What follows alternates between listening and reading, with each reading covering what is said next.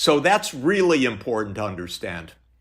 Then Chancellor Scholz comes to Washington on February 7th, 2022, and he holds a press conference together with Biden. And you know what they talked about that day. They talked about the U.S. pressure on the pipeline. So at the press conference, with Scholz standing by, Biden's asked, what about the pipeline?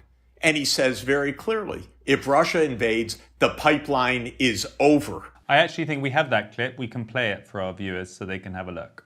If Russia invades, that means tanks or troops crossing the border of Ukraine again. Then there will be no longer a Nord Stream 2. We will bring an end to it.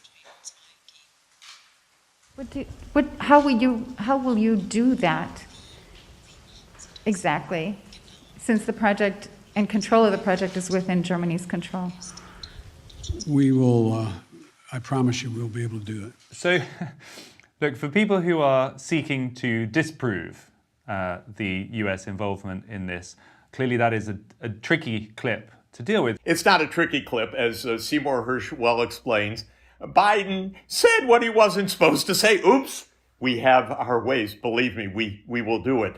And he said, and his aides were, oh my God, there goes our president again. He wasn't quite supposed to say it that way, but he did say it that way very clearly. So you think it was a gaffe? You don't think it was meant as a threat? You think he just spoke out of turn? I don't think it was a very timed or well-designed statement. It certainly was out of turn from the point of view of his advisors. I quite know that. But I have to say, by the way, even on, I think it's around January 27th, I don't recall the date precisely, Victoria Nuland had made pretty much the same statement.